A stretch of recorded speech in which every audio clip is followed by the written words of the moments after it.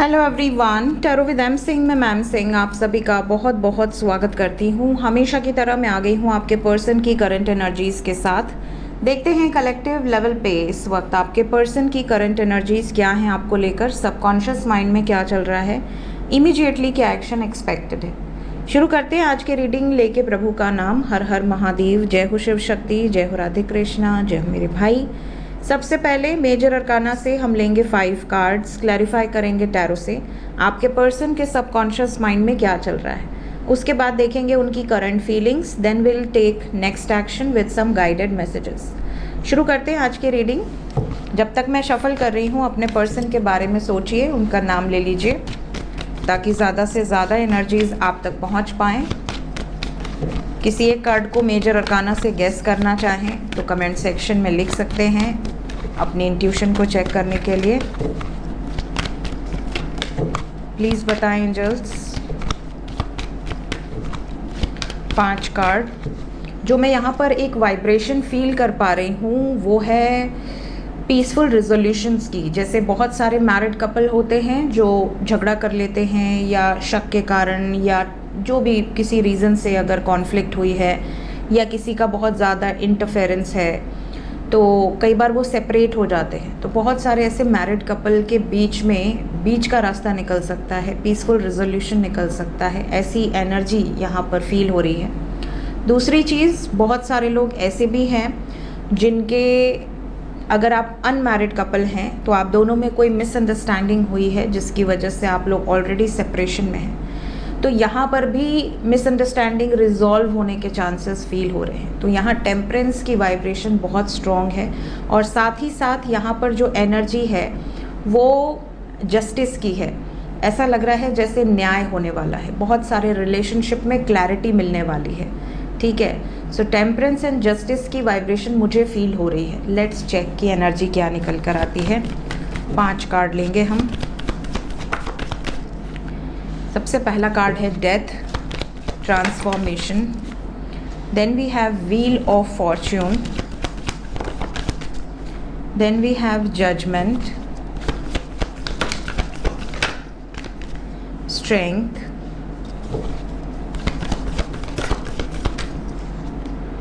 तीन कार्ड हैं। I need 1 card only.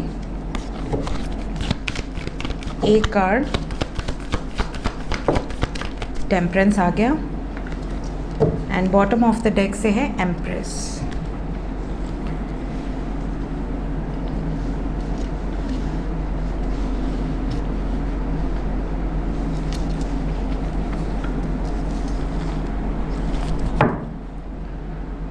So guys, यहाँ पर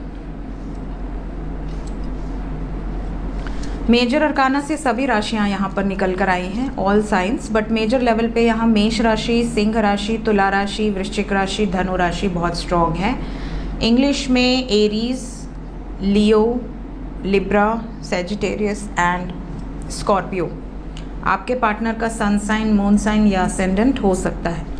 एनर्जी की बात करें तो एनर्जी यहाँ पर कुछ ऐसी है जैसे कि मैंने आपको अभी बताया कि पीसफुल रिजोल्यूशंस यहाँ पर निकल सकते हैं। मिसअंडरस्टैंडिंग रिजॉल्व करने के बारे में आपके पार्टनर ने निर्णय लिया है, ये एक चांस देंगे।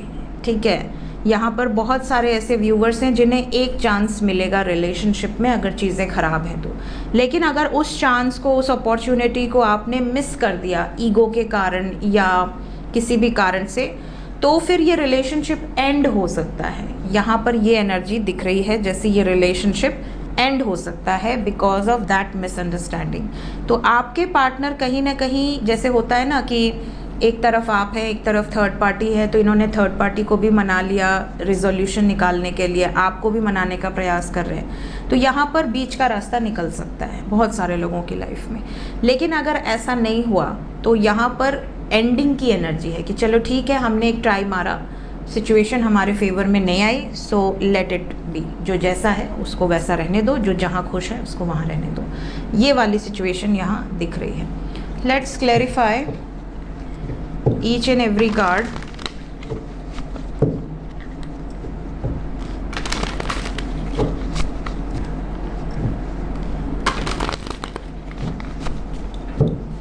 सबसे पहले डेथ,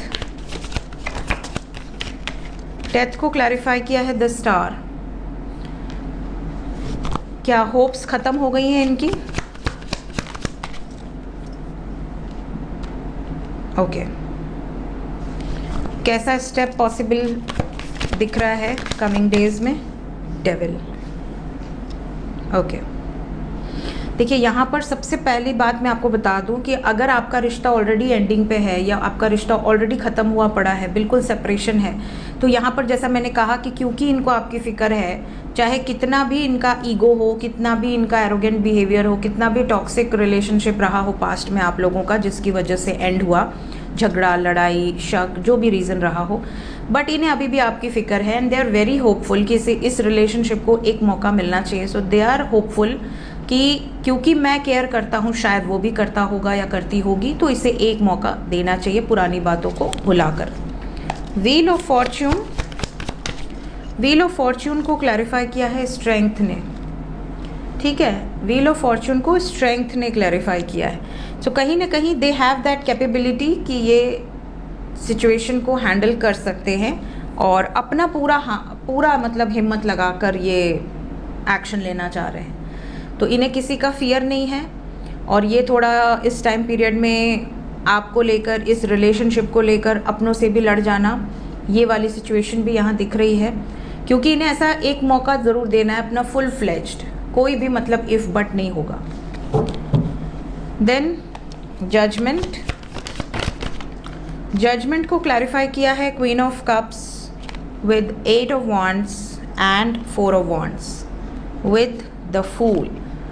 इनका ऐसा मानना है कि मैं क्योंकि बहुत प्यार करता हूँ या करती हूँ और जिस व्यक्ति से करता हूँ वो भी मुझसे बहुत प्यार करता है या करती है, तो हम शादी करेंगे, हम इस रिलेशनशिप में एक्शन लेंगे, हम रेडी हैं। जिसको प्रॉब्लम हो वो बता दे, जिसको प्रॉब्लम नहीं मानना है, बिल्कुल मतलब आर्ग्यूमेंट ही करना है, तो हम रुकेंगे नहीं, हम वही करेंगे या वही डिसीजन लेंगे जो हमारे पॉइंट ऑफ व्यू से सही है। स्ट्रेंथ, हाँ मैंने कहा ना कि हम वही जजमेंट लेंगे, डिसीजन लेंगे जो हमारे पॉइंट ऑफ व्यू से सही है। And we have got 10 of cups. शादी का निर्णय फिक्स्ड है और जजमेंट के साथ ही आया है karma card, that is the card of judgement. Empress, empress को एम्प्रेस ने ही क्लैरिफाई किया विद लवर्स। देखिए प्यार से थर्ड पार्टी मान जाए तो वेल एंड गुड, जो भी थर्ड पार्टी हो, चाहे आपकी लाइफ में चाहे इनकी लाइफ में, अगर प्यार से मान जाए तो उससे बेटर कुछ है ही नहीं। बट अगर प्यार से नहीं मानती है, सिचुएशन कंट्रोल में नहीं आती है, तो फिर ऐसी सिचुएशन में इन्हें पता है कि मुझे अपनी लव लाइफ के लिए क्या स्टेप्स लेने हैं। लवर्स को क्लैरिफाई कर दें। ये अकेले ही सबसे लड़ सकते हैं, ये बिल्कुल अकेले ही सबसे लड़ सकते हैं। हालांकि अभी अपनी तरफ से पीसफुल रेजोल्यूशन निकालने की एनर्जी बहुत स्ट्रांग है कि मान जाए तो बहुत अच्छी बात है, नहीं माने तो लास्ट ऑप्शन तो है ही। सो ये इनकी करंट एनर्जी है इस वक्त। देखते हैं फीलिंग्स क्या हैं आपके लिए, ट्रू फीलिंग्स।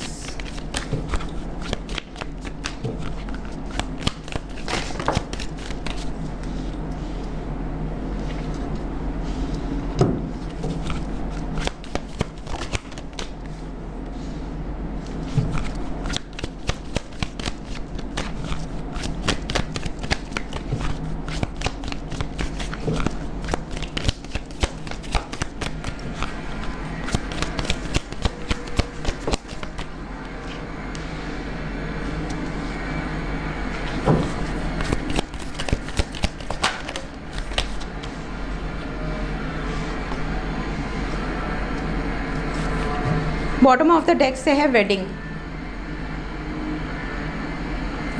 खूबसूरत कार्ड है, क्लेम कर लें वेडिंग को आप लोग। होप कि आप सभी की शादी ऐसे ही हो जाए, एक दूसरे के साथ, आपके पार्टनर आपको ऐसे ही प्रपोज कर दें और शादी कर ले जल्दी से, और आप लोगों का सपना सच हो जाए। कहीं ना कहीं ये इनकी विश है। यहाँ पर है butterfly connection, wish, settling, gift, dreams and wedding. सारे के सारे कार्ड्स ऐसा दिखा रहे हैं जैसे दे आर प्रिपेयरिंग देमसेल्व्स अंदर ही अंदर कि यार अब सब सही होने वाला है। और ये भी बता दूं कि इनकी जो विश है इन्होंने ये बहुत टाइम से विश मांग रखी है कि आपके साथ विवाह करना है, चाहे आपसे लड़ें झगड़ें डिस्टेंस बनाएं, डजेंट मैटर, बट इन्होंने पहले से डिसाइड करा हुआ है कि मुझे विवाह करना ही करना है, इसी व्यक्ति से करना है। आपको क्या पसंद है क्या नहीं पसंद है, किस तरीके के गिफ्ट्स आपको देना चाहते हैं, इस कनेक्शन को लेकर भी दे आर वेरी श्योर कि ये कनेक्शन अनब्रेकेबल है, आप रिप्लेस नहीं किए जा सकते। हर तरीके से इन्होंने ये चीज़ें फाइंड आउट की हैं। साथ ही साथ आप लोगों में कई बार ऐसा हुआ होगा कि आपकी लाइफ में कोई अदर ऑप्शंस आए हों या इनकी लाइफ में कोई अदर ऑप्शंस आए हों पहले या बाद में, बट आपने हमेशा ये फील किया है कि जो फीलिंग्स आप इनके लिए रखते हो वो आपको किसी और के साथ फील नहीं होती। एक स्ट्रॉन्ग कनेक्शन है, जैसे डिवाइनली गाइडेड जर्नी है। तो ये सारे रीजंस हैं जिसकी वजह से इनको आपके साथ ही सेटल डाउन होना है। इन्होंने हालांकि बहुत अवॉइड किया है, इन्होंने अपनी तरफ से बहुत ज़्यादा कोशिश की है कि भाग जाया जाए किसी तरह से, बट फाइनली इनको कुछ विजन्स भी ऐसे आ रहे हैं, कुछ ऐसे चैनलिंग्स भी हो रहे हैं, जो सपना ये देखते हैं, सुबह उठते हैं फिर उसके बारे में सोचते हैं कि यार मुझे वो क्यों दिख रही है या वो क्यों दिख रहा है बार बार। तो एक अलग ही लेवल का एक बॉन्ड इनको फील हो रहा है, जिसकी वजह से इन्होंने ये डिसीजन लिया है फुल एंड फ्लेज कि अब मुझे शादी करनी है और ये नेक्स्ट लेवल पे जाने का ये सही वक्त है। मतलब इस रिलेशनशिप को अब नेक्स्ट लेवल पे ले ही जाना है, चाहे लोग माने या न माने। ये वाली एनर्जी है, बहुत ही खूबसूरत एनर्जी है। Let's check next action.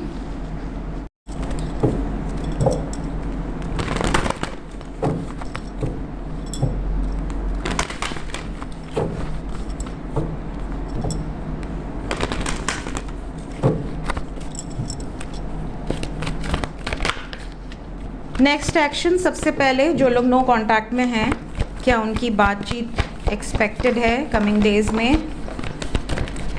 बिल्कुल एक्सपेक्टेड है, बिना देखे बता सकती हूँ, क्योंकि सारे के सारे कार्ड गणपति बप्पा के पास गए हैं और गणपति बप्पा एक तरह से न्यू बिगनिंग को दर्शाते हैं और शुभ एनर्जी को दर्शाते हैं, शुभ और लाभ के पिता हैं।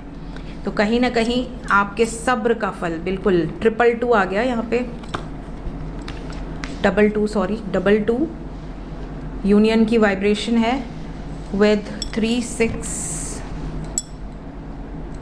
यहाँ पे एक ही एंजल नंबर है जो है 222। यहाँ पर एक तरह से गाइड कर रहा है कि बहुत सारे लोग जो सेपरेशन में हैं और कब से वेट कर रहे हैं, रो रहे हैं, तड़प रहे हैं, हर्ट है, पेनफुल एनर्जी में हैं कि कब हमारे लाइफ में हमारा पार्टनर वापस आएगा या आएगी, कब हमारी नई शुरुआत होगी अपने व्यक्ति के साथ, अपने पार्टनर के साथ। क्या मुझे ऐसे ही लाइफ लॉन्ग रोना पड़ेगा, तड़पना पड़ेगा? क्या वो मुझसे मूव ऑन कर गया है, छोड़ के चला गया है मुझे? अगर इस तरह के ख्याल आपको आ रहे हैं तो एग्जैक्टली यही ख्याल उनको भी आ रहे हैं। इन्हें भी ऐसा फीलिंग है जैसे कि कहीं वो नई शुरुआत ना कर ली हो या ना कर लिया हो। क्या मेरी याद नहीं आ रही उसे? पहले की तरह क्यों नहीं है हमारा रिलेशनशिप? क्या वो मूव ऑन कर ली है, या मैंने अगर दूरी बनाई है तो क्या मुझे जाना चाहिए वापस, बातचीत करनी चाहिए? ये इनके माइंड में चलने वाला है कमिंग 2 डेज़ तक, 2 दिन के अंदर। क्योंकि ये सब माइंड में चलेगा तो पॉसिबल है कि अगर आपके माइंड में ये सब चलेगा तो आपका मन करेगा कि यार उसको अनब्लॉक कर देते हैं या बात कर लेते हैं। तो ये चीज़ यहाँ पर होगी।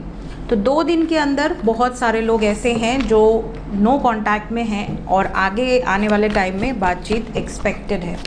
कॉल्स, मैसेजेस आपको रिसीव हो सकते हैं। जो लोग ऑलरेडी कांटेक्ट में हैं उनके लिए गाइडेड एनर्जी क्या है? जो लोग कांटेक्ट में हैं वो कांटेक्ट में ही रहेंगे, ऐसी कोई प्रॉब्लम नहीं दिख रही है। थोड़ा सा बिना किसी इन्फॉर्मेशन के किसी बात पर बहस करने से बचिएगा। बातचीत होगी बट कुछ लोगों को ऐसा फील हो सकता है कि मतलब पहले जैसी एक्साइटमेंट नहीं है, या बातचीत में आपको ऐसा फील हो सकता है कि वो आपको एक अलोन वाला ट्रीटमेंट दे रहे हैं, कि मतलब बहुत फॉर्मल बात हो रही है कि गुड मॉर्निंग हो गया, गुड मॉर्निंग उधर से आ गया, बस पूरे दिन बात नहीं हो रही, मैसेजेस नहीं आ रहे, कॉल्स नहीं आ रहे। आप पहले से बहुत ज़्यादा इनको कंपेयर कर सकते हैं कि पहले तो ये ऐसे थे, अब तो ये ऐसे हैं, पहले तो वो ऐसा करती थी या करते थे, अब ये ऐसा करते हैं। ये थोड़ा कंपैरिजन हो सकता है, थोड़ा आइसोलेटेड वाली फीलिंग्स हैं, लेकिन बात होगी और कोई वार्निंग नहीं है, सब कुछ परफेक्ट है। अगर उनको थोड़ा स्पेस चाहिए तो गिव हिम और गिव हर सम स्पेस, उसमें आर्ग्यूमेंट से बचिएगा। देखते हैं एंजल्स इस वक्त आपसे क्या कहना चाहते हैं। एंजल्स की तरफ से गाइडेड मैसेज क्या है आपके लिए? ओके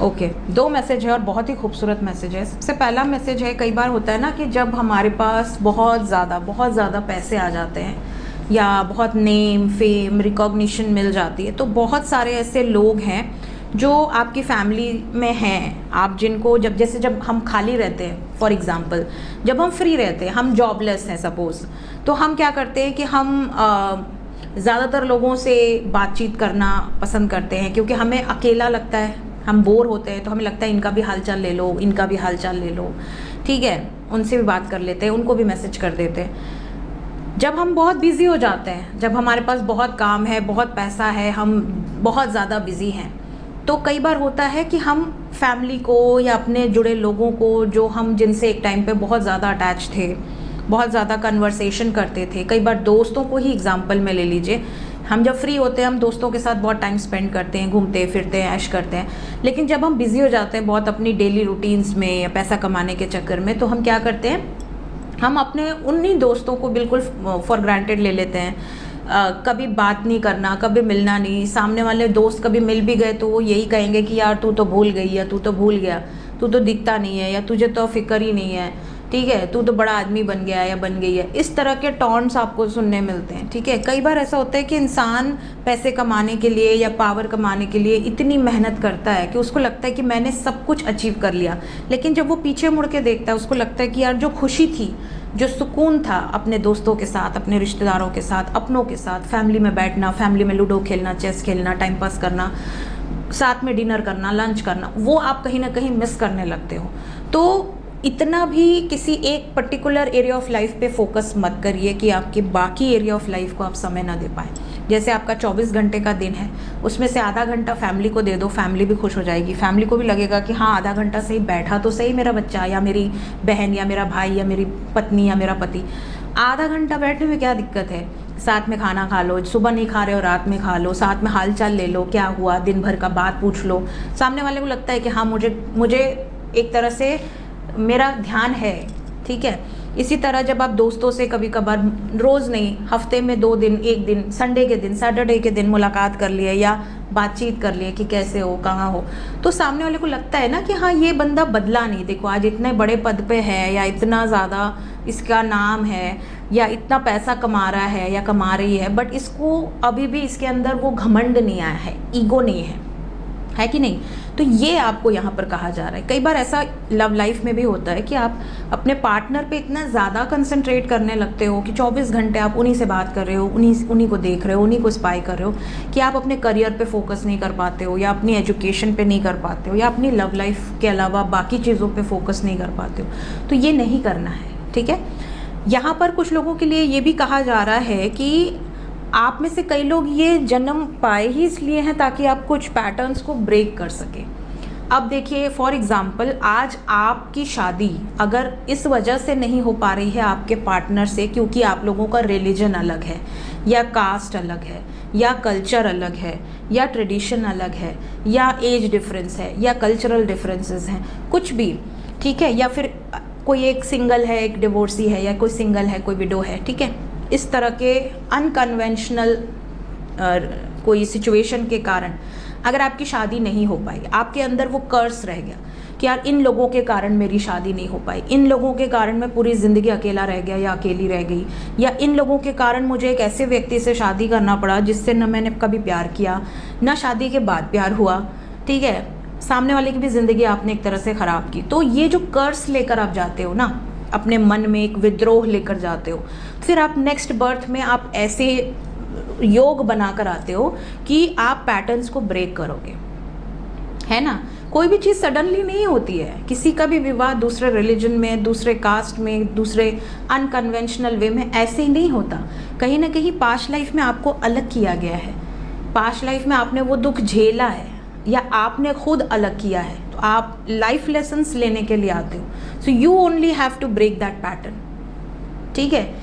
अब जैसे कोई ऐसा व्यक्ति हो जिसे महिलाओं से बहुत चिढ़ होती हो या उसे गर्ल चाइल्ड से बहुत चिढ़ होती हो, भगवान उसको अगला जन्म में गर्ल चाइल्ड बना के भेज देगा और फिर जितना तुमने गर्ल चाइल्ड के साथ गलत किया है वो अगले जन्म में तुम्हारे साथ होगा, तो ये कर्मा साइकिल है, ये प्रिजन है, ये जेल है। जो अर्थ प्लैनेट है ये पनिशमेंट का लोक है, इसको मृत्यु लोक ऐसे ही नहीं कहा गया है। जब आप कोई भी सीरीज़ देखते हो, सीरियल्स देखते हो, कुछ भी पुराना जब भगवान से रिलेटेड आप देखते हो तो उसमें किसी अप्सरा को श्राप दे दिया जाता है, या किसी देवी देवताओं को जब श्राप मिलता है तब वो धरती पर आते हैं अपना पनिशमेंट के तौर पर। तो ये एक तरह से जेल है जिसमें हम सब बैठे हुए हैं और अपनी सोल को असेंड करना है ताकि हम इस जेल से मुक्त हो सकें, मोक्ष प्राप्त कर सकें।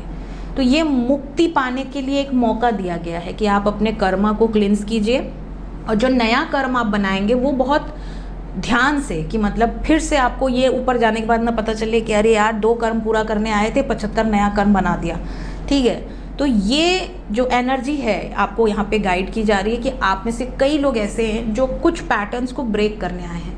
तो जब इस बर्थ में आप उन पैटर्न्स को ब्रेक करेंगे, भले आपको लोगों की प्रताड़ना, लोगों के ताने सुनने मिलेंगे, बट आपके अंदर वो था पिछले जन्म का कि यार मुझे करना है, करके दिखाना है, तो यह करोगे आप इस लाइफ में।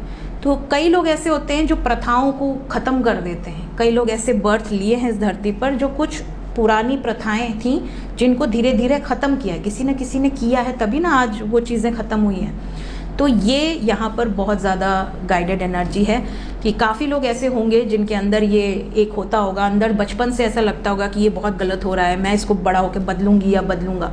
तो डेफिनेटली आपने पास्ट लाइफ में कुछ ऐसा फेस किया है जिसकी वजह से अंदर से आपके वो अग्नि प्रज्वलित होती है, गुस्सा आता है, क्रोध आता है कुछ गलत होते हुए देख के। सो ये थी गाइज इस वक्त की एनर्जी रीडिंग, कुछ गाइडेड मैसेजेस के साथ। मिलते हैं नेक्स्ट रीडिंग में। Till then take care, bye bye.